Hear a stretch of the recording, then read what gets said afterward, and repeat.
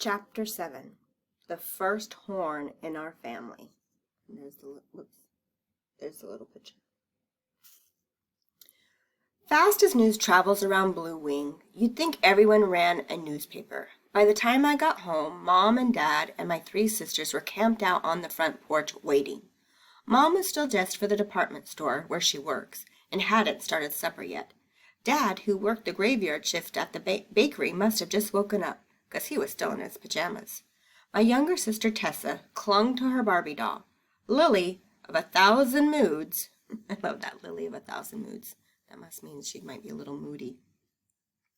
My older sister sat closest to the inside door in case the phone rang. My other older sister, Fragile Fran, had her headphones on, as always. Even Grandpa Bridgewater had come over for the show. He was the first to pipe up. I think they all want to know what's going on, don't you?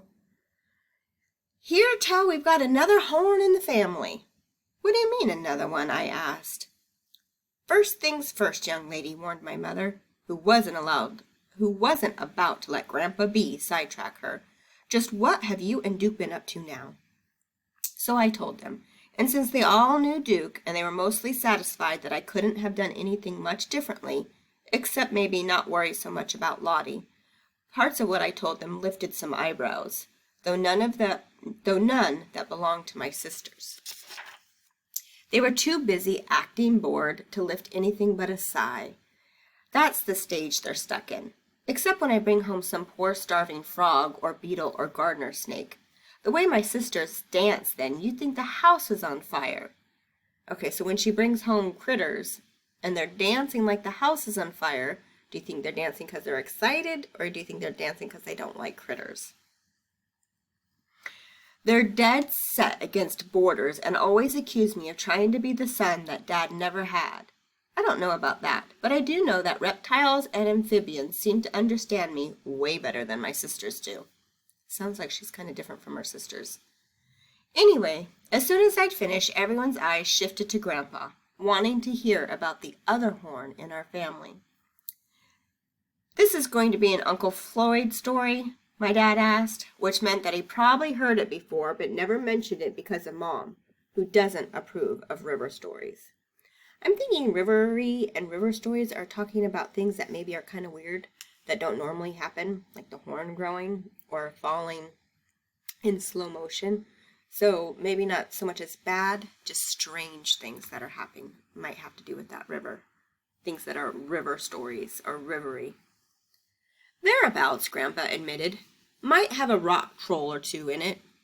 Then nothing got said for a bit as Grandpa got his facts straight. He was a knobby old guy in his 80s, prone to coughing fits, felt hats, and getting lost. While waiting, I couldn't spy a neighborhood kid moving, or feel a breeze shuffling, or hear a clock ticking. The whole world seemed to be hanging on what he had to say. "So," Mom prodded at last, "Uncle Floyd?" "Yep," Grandpa B said. The one who was the younger brother of you girls' great Grandpa Huntington. Actually, Huntington had a horn for a bit, too." Everyone exchanged looks, the way they always did during Grandpa B's stories. I guess Grandpa B likes to tell stories.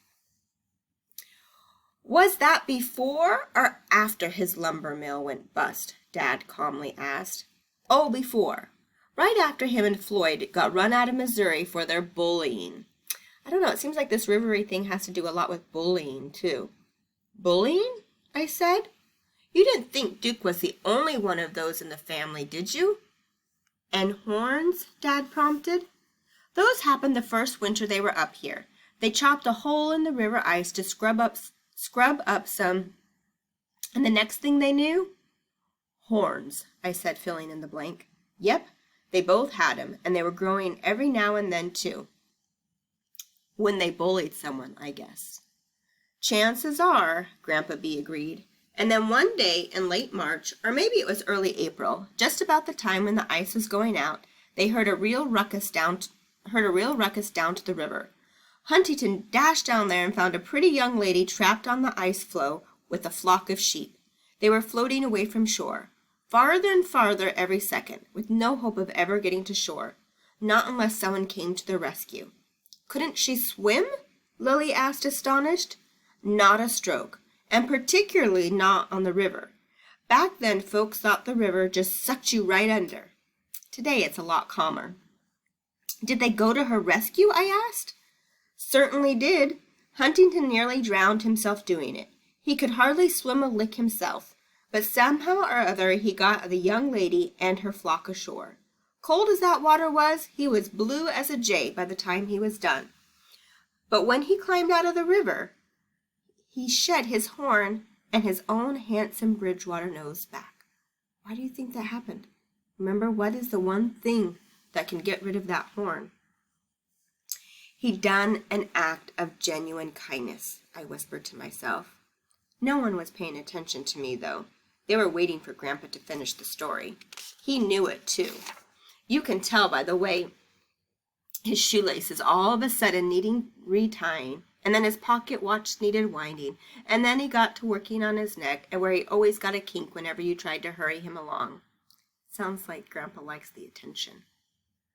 All right, Mom, complained, tapping a foot. What about this Uncle Floyd? What happened to him? You said it was his story, too. Oh, he stayed on shore, calling Huntington coarse names, Grandpa B said. So he didn't lose his horn. Not that day. I think it even grew a little. There was a lamb or two that went missing around supper time. Did he ever lose his horn? Fran asked. Don't know, Grandpa confessed, putting a hand over his heart to show that he was telling us exactly what he'd been told himself, without any of his famous add-ons. He disappeared about a week later, never to be seen again. He went down to the river one night to fetch a bucket of water and never came back. Are you sure about that? Dad asked. Heard that part on good faith from a young lady that Huntington saved. How'd you ever get a chance to ask her such a question? Mom was eyeing Grandpa suspiciously. Well, she turned out to be my great-grandmother Nettie. Great to you girls, who lived to a very ripe old age and had a talk with me when I was just a sprout. What do you think? A sprout. What do you think that means? It's a plant, and usually when the plant is just a baby, it's called a sprout. So if he's saying he was just a sprout, that probably means he was just a baby. What was she like? Lily wanted to know. Pretty as you and kindly. So what happened to Floyd? I said.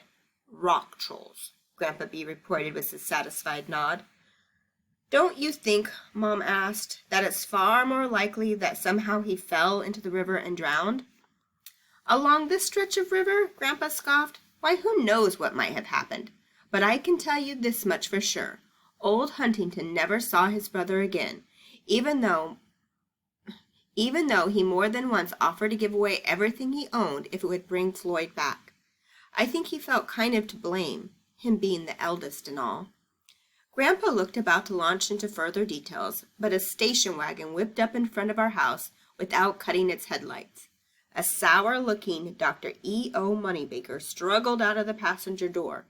One shot, who'd been driving, tried to lend the doctor a hand, but got waved off.